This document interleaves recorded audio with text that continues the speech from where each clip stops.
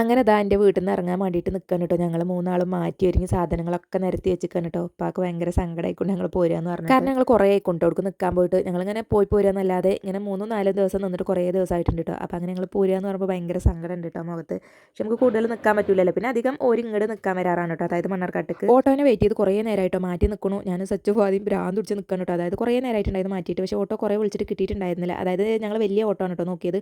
കുറേ സാധനങ്ങളുണ്ടായിരുന്നു കൊണ്ടുവരാൻ, വെയിറ്റ് നോക്കണം, മെഷീൻ, ഇവരുടെ മീൻ, പിന്നെ അങ്ങോട്ട് കൊണ്ടുപോയ കുറേ സാധനം, ഇങ്ങോട്ട് കൊണ്ടുവരാൻ കുറേ സാധനമൊക്കെ ഉണ്ടായിരുന്നു. അങ്ങനെ അനിയും ഞാനും സാധനങ്ങളൊക്കെ ഓട്ടോൻ്റെ ബാക്കൊക്കെ വെച്ചു കേട്ടോ. പിന്നെ മേമ ഉണ്ടായിരുന്നു അവിടെ. അപ്പോൾ മേമാനോടൊന്ന് യാത്ര പറയാൻ പോയതായിരുന്നു. സച്ചുവിനാണെങ്കിൽ തെല്ലത്തിരിക്കണം, നടുവിലിരിക്കൂല കേട്ടോ. രണ്ടുപേർക്കും തെല്ലത്തിരിക്കണം. അപ്പോൾ രണ്ടാളെ ആ ഭാഗത്തും ഈ ഭാഗത്തും ഇരുത്തിയിട്ട് ഞാനവിടെ നടുവിലിരുന്നു. അവരുടെ ഇഷ്ടങ്ങളോട് നടക്കട്ടെ എന്ന് വിചാരിച്ചിട്ട്. എന്തൊക്കെ പറഞ്ഞാലും എത്ര ദിവസം നിന്നാലും നമ്മുടെ വീട്ടിൽ നിന്ന് ഇങ്ങോട്ട് കെട്ടിച്ച വീട്ടിൽ വരിക എന്ന് പറയുമ്പോഴേ അത് കുറച്ച് ഫീലിങ്സും കുറച്ച് സങ്കടം കൂടാണ്. എന്തായാലും ഇതൊക്കെ നമ്മുടെ ജീവിതത്തിൻ്റെ ഒരു ഭാഗമാണല്ലേ. അപ്പോൾ എല്ലാം നമ്മൾ തന്നെ അനുഭവിക്കണം. എനിക്കധികം മണ്ണാർക്കാട്ട് നിന്ന് എൻ്റെ വീട്ടിൽ പോകുമ്പോഴും ഭയങ്കര സങ്കടമാണ്, പോകാനൊന്നും തോന്നൂല. അവിടെ പോയി കഴിഞ്ഞാൽ അവിടെ നിന്ന് ഇങ്ങോട്ട് വരുമ്പോൾ ഈ ഒരു അവസ്ഥ തന്നെയാണ് കേട്ടോ. പിന്നെ ഇങ്ങോട്ട് വരാൻ തോന്നൂല കേട്ടോ. എപ്പോഴും അങ്ങനെ തന്നെയാണ്. എൻ്റെ വീട്ടിൽ പോയാൽ പിന്നെ കുറേ നേരം ഉറങ്ങണം എന്നൊക്കെ വിചാരിക്കും. പക്ഷേ ഫാദിക്കുട്ടി സച്ചു നേരത്തെ എണീക്കൂട്ടോ. അപ്പോൾ അതുകൊണ്ടാണ് വണ്ടി കടന്നിട്ട് ഫാദിക്കുട്ടി ഉറങ്ങിയിട്ടുണ്ടായി. ഞാൻ പറയും സ്കൂളും മദ്രസൊന്നും ഇല്ലല്ലോ, ഫ്രീ അല്ലേ, ഒന്ന് കടന്നുറങ്ങിക്കോ രണ്ടാളെന്ന് പറയും. പക്ഷേ 6 മണി അല്ലെങ്കിൽ 5:30 ഉണ്ടെങ്കിൽ ഓലും എണീറ്റിട്ടുണ്ടാവും കേട്ടോ. രണ്ടാളും അങ്ങനെ തന്നെയാണ്. പിന്നെ ഉമ്മാൻ്റെ കൂടെ അങ്ങനെ സംസാരിച്ചും അപ്പം ചൂടും കറി ഉണ്ടാക്കുകയൊക്കെ ചെയ്യുമ്പോൾ അല്ലെങ്കിൽ നാത്തൂനോട് അല്ലെങ്കിൽ ഉമ്മാനോട് സംസാരിച്ചുകൊണ്ടിരിക്കും രണ്ടാളും. അങ്ങനെ നമ്മുടെ മണ്ണാർക്കാട് എത്തി, കസാമ് കഴിഞ്ഞു, സാഫ്രോൺ കഴിഞ്ഞു, അങ്ങനെ നമ്മുടെ കുന്തിപ്പുഴ എത്തിയിട്ടുണ്ട് കേട്ടോ. ഇനി നമ്മൾ ബൈപ്പാസ് കൂടെ നേരെ അങ്ങോട്ട് കയറിയിട്ടാണ് പോരാറ്. അവിടുന്ന് നമുക്കൊരു 10 മിനിറ്റ് ഉള്ളൂ കേട്ടോ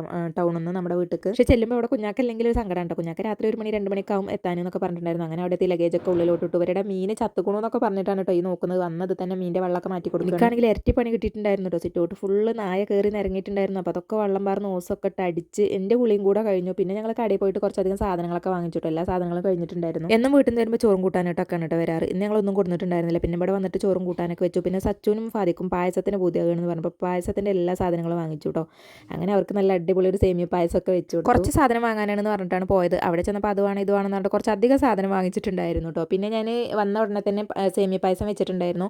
അപ്പോൾ അതിൻ്റെ റെസിപ്പി ഞാൻ ഇത് കഴിഞ്ഞിട്ടിടുന്നതാണ് കേട്ടോ. അടിപൊളിയായിട്ടുണ്ടായിരുന്നു പായസം. ഇത് ഞാൻ ഒറ്റയ്ക്ക് തന്നെയാണ് കേട്ടോ വെച്ചത്. അപ്പോൾ അതിൽ എനിക്കൊരു പ്രൗഡൊക്കെ തോന്നുന്നുണ്ട്. തോന്നാൻ കാരണം ഞാനിങ്ങനെ ഒറ്റയ്ക്കൊന്നും ട്രൈ ചെയ്യാറില്ല കേട്ടോ. അപ്പോൾ ഈ ട്രൈ ചെയ്ത് നല്ല അടിപൊളിയായിട്ടുണ്ടായിരുന്നു കേട്ടോ. പിന്നെ വീട്ടിൽ നിന്ന് വന്നപ്പോൾ കൊടുക്കുന്നതായിരുന്നു ഈ ഒരു സംഭവം. ഇനിയിപ്പോൾ ഇതിൻ്റെ മേലെ കയറി ഇറങ്ങൽ തന്നെയാണ് എനിക്ക് പണി. അതിനൊരു സ്വൈര്യം കൊടുക്കൂല കേട്ടോ. അപ്പോൾ നിങ്ങൾ സബ്സ്ക്രൈബ് ചെയ്യാതെ കാണുന്നതെങ്കിലും ഒന്ന് സബ്സ്ക്രൈബ് ചെയ്യുക, കൂടെ തന്നെ ഒരു ലൈക്കും ചെയ്യാം കേട്ടോ.